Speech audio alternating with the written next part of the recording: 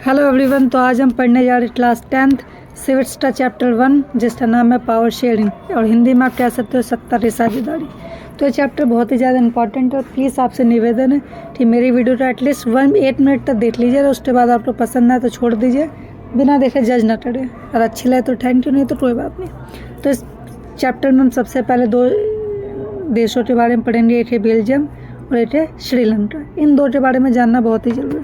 तो सबसे पहले हम पढ़ते हैं बेल्जियम के बारे में। तो देखिए बेल्जियम का क्या है कि Belgium is a small country in Europe. जो बेल्जियम है यूरोप का छोटा सा कंट्री है।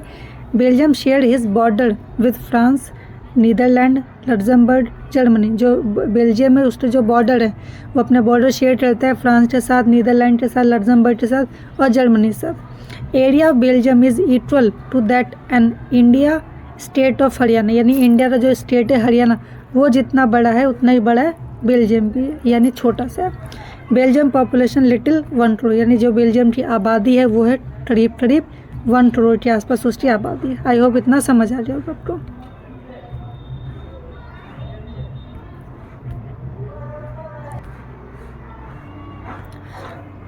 तो दोस्तों ये बेल्जियम का मैप है, जैसा कि आप देख सकते हैं। ये बेल्जियम का जो मैप है 2 हिस्सों में डिवाइडेड होता है। ये ऊपर वाला है फ्लैमिश रीजन और जो नीचे वाला इसे बोलते हैं वलोनिया रीजन। तो सबसे पहले हम नीचे ऊपर वाले की बात करते हैं। तो ऊपर जो फ्लैमिश रीजन है उसमें 59% लोग ऐसे हैं जो डच लैंग्वेज बोलते हैं, ठीक है, क्लियर। और दूसरी चीज़ जो नीचे वाली चीज़ है वलोनिया, तो वलोनिया में क्या है कि 40% लोग ऐसे हैं जो फ्रेंच लैंग्वेज बोलते हैं। और जो अपार्ट फ्रॉम 8% लोग हैं वो ऐसे हैं जो कि जर्मन लैंग्वेज बोलते हैं। इतना क्लियर। मैंने सिर्फ इतना बताया कि ऊपर फ्लैमिश रीजन है जिसमें 59% लोग ऐसे हैं जो डच लैंग्वेज बोलते हैं, नीचे वलोनिया रीजन है जिसमें 40% ऐसे हैं जो फ्रेंच लैंग्वेज बोलते हैं और 8% ऐसे जो जर्मनी लैंग्वेज बोलते हैं। क्लियर। आप देखो, आप यहाँ छोटा सा देख सकते हो, ये जो है ये है ब्रुसेल, कैपिटल ऑफ बेल्जियम।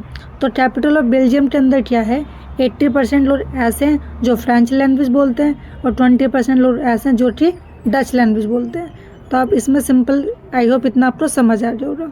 तो सिंपल से देखने वाली बात ये है कि इसके अंदर क्या है कि एटलीस्ट अब देखा जाए तो इस जो ये बेल्जियम है, बेल्जियम के अंदर एटलीस्ट 120% लोग ऐसे हैं जो कि क्या कहते हैं आपका ये फ्रेंच लैंग्वेज बोलते हैं और 79% लोग ऐसे हैं जो कि डच लैंग्वेज बोलते हैं।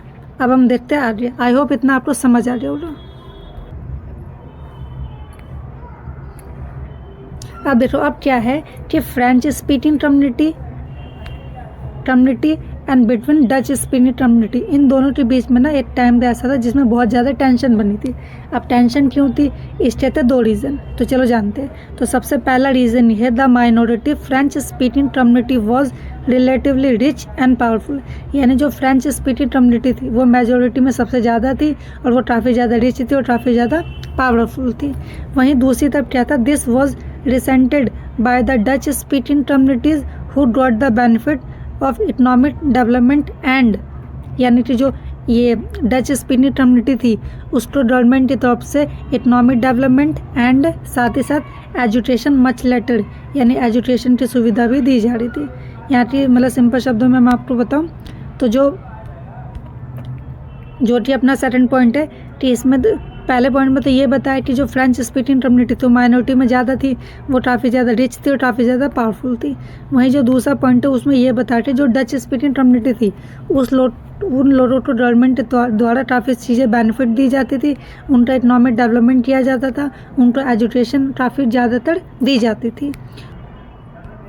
This led to tension between the Dutch speaking and French speaking community during the 1950 and 1960।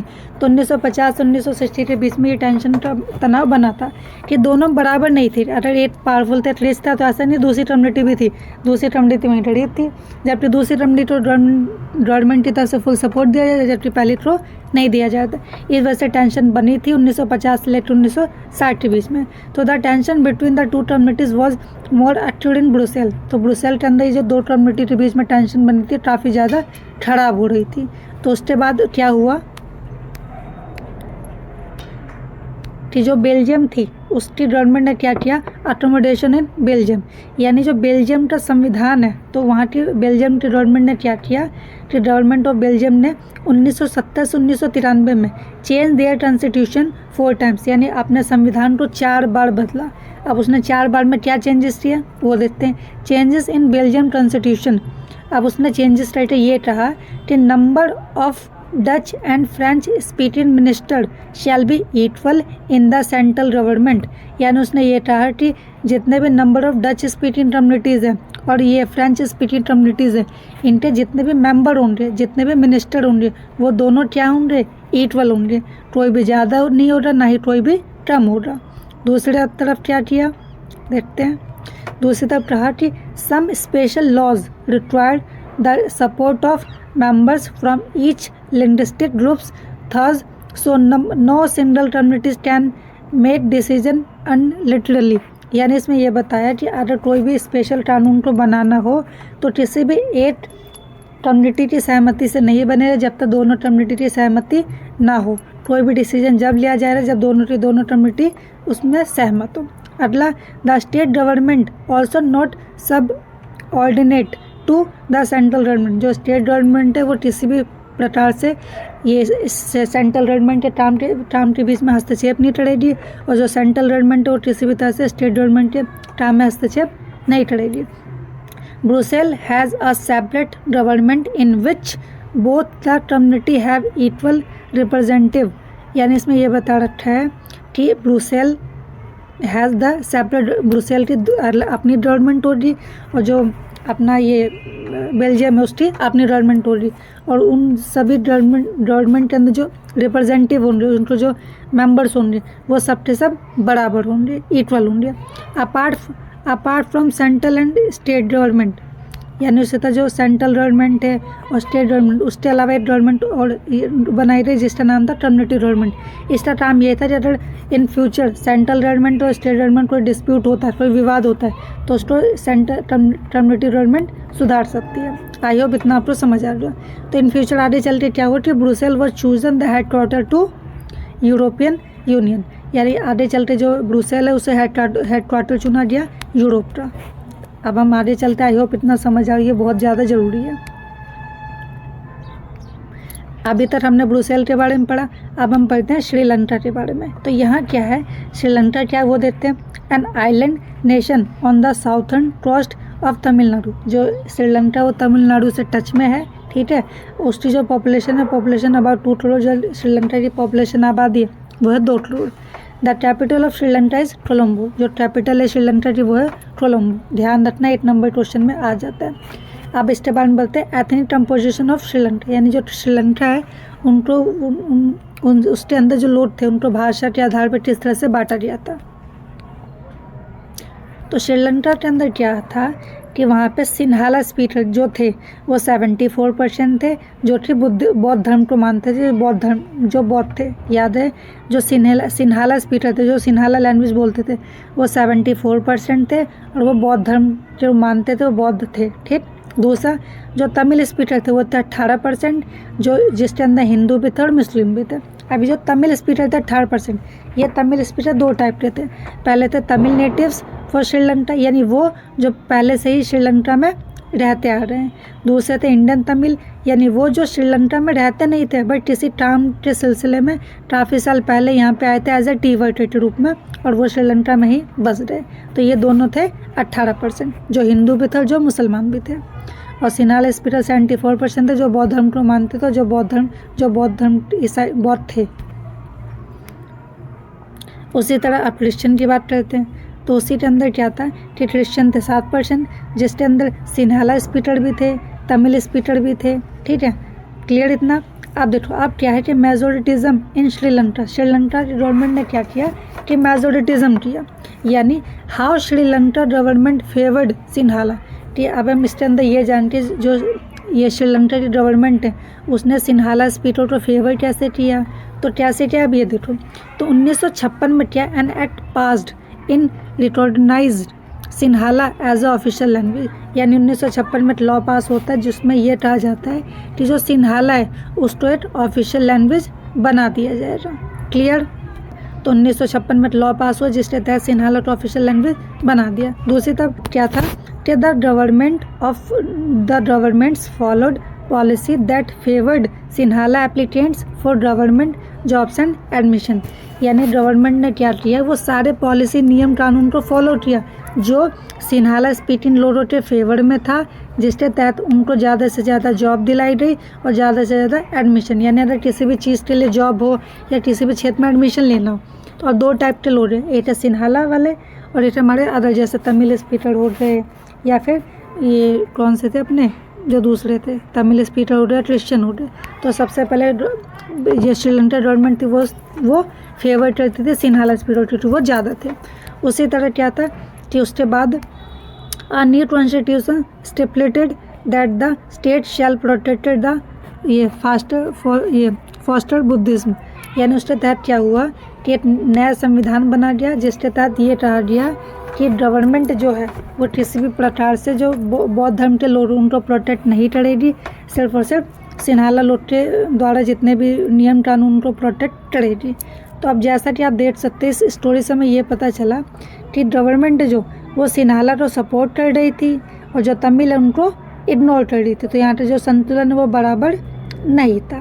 तो यहाँ जो श्रीलंका गवर्नमेंट थी वो क्या कर रही थी कि वो हर क्षेत्र में चाहे लैंग्वेज हो, चाहे कल्चर हो, चाहे रीजन हो, सिन्हाला को सपोर्ट कर रही थी और जो तमिल है उसको क्या कर रही थी, इग्नोर।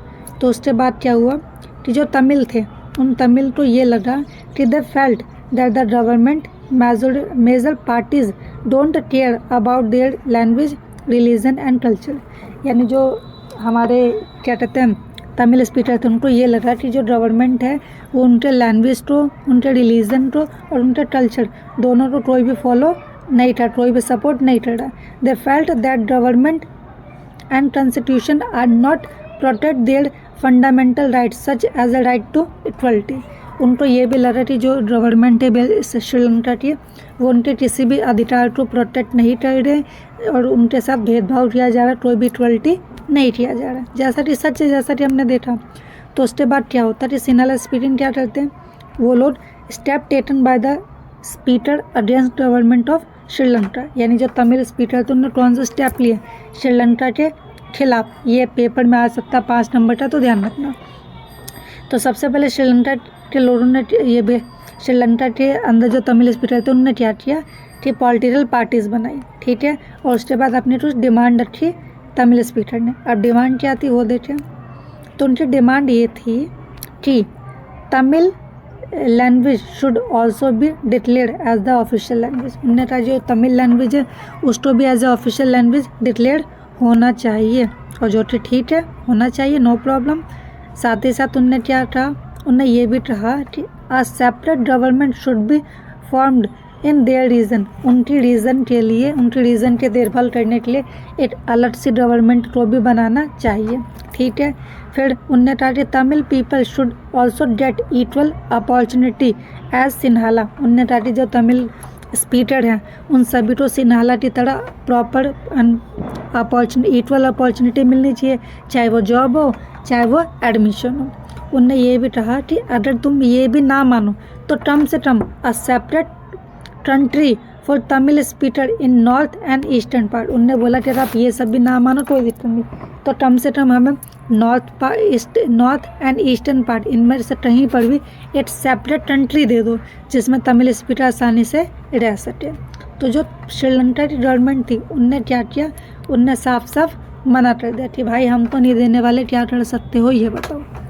फिर क्या था, इन दोनों के बीच the distrust between the two communities turn into civil war. इन दोनों के बीच में बहुत बड़ा सिविल वॉर होने लगा, जो कि कंपल्सरी था, भाई होना भी चाहिए था। तुम एक के लिए अच्छा करे एक के लिए बुरा, तो भाई पॉसिबल है, हो रहा है। तो रिजल्ट क्या हुआ, as a result thousand of people of both the communities have killed. दोनों साइड के जितने भी लोग थे उन दोनों उनमें हज़ारों लोग क्या करे, मारे गए। Many families were forced to leave the country as refused to many more lost their childhood. और उसमें क्या क्या कई फैमिली को ये ज़बरदस्ती रहा गया कि तुम लोग इस कंट्री को छोड़ दो, और जिसने मना कर दिया उनको मार दिया गया, उनका जीवन खराब कर दिया गया। तो सिंपल सी चीज़ है, खराब कर दिया गया। फिर civil was has caused a terrible setback to the social culture and economical life to the country. इससे क्या जो सिविल वॉर हुआ उससे सोशल तौर पे हुआ, कल्चर हो, इकोनॉमिक लाइफ में बोलो, कंट्री में बहुत ज़्यादा नुकसान हुआ दोनों तरफ से काफ़ी ज़्यादा। तो ये जो स्टोरी थी श्रीलंका की, इससे हमें क्या पता चला एट द एंड कि जो बेल्जियम, ये जो श्रीलंका थी और जो बेल्जियम की हमने स्टोरी देखी, इससे हमें क्या पता चला कि जो बेल्जियम की गवर्नमेंट थी वो तो काफ़ी खुश थी, ठीक, वहीं जो श्रीलंका थी वो काफ़ी ज़्यादा उदास थी, खराब थी। क्यों? क्योंकि यहाँ पे जो पावर है, पावर का जो बंटवारा किया गया वो बराबर नहीं था, इसलिए पावर का बंटवारा बराबर करना बहुत ही ज़्यादा ज़रूरी है। जैसा कि हमने देखा कि दोनों कंट्री के अंदर जो प्रॉब्लम थी लगभग सेम ही थी। अब ये हम पे डिपेंड करता है, हमारे गवर्नमेंट के ऊपर, कि उसको किस तरह से ठीक किया जाता है। अब हम पढ़ते हैं कि why power sharing is desirable, या जो पावर शेयरिंग होता है वो क्यों ज़रूरी होता है, क्यों करना चाहिए हमें। तो देखते हैं। तो सबसे पहले हम देखते हैं स्टेप पहला है प्रूडेंशियल रीज़न। तो इसका प्रूडेंशियल रीज़न क्या है? वो है प्रूडेंशियल रीज़न पहले पढ़ते हैं। The power sharing is a good because it's help to reduce the possibility of conflict between social groups. तो ये बताया, जो प्रूडेंशियल रीज़न है वो ये बताता है कि जो पावर शेयरिंग है वो काफ़ी अच्छी है। क्योंकि ये हमारी सहायता करती है रिड्यूस, ख़त्म करने के लिए जो संभावनाएं होती है वो दो ग्रुप के बीच में जो लड़ाई की संभावना होती है उस संभावना को कम करती है, जो काफ़ी ज़्यादा अच्छा है। यानी दो लोग के बीच में जो लड़ाई की संभावना होती है, टकराव की संभावना होती है, उसको कम करती है। क्लियर?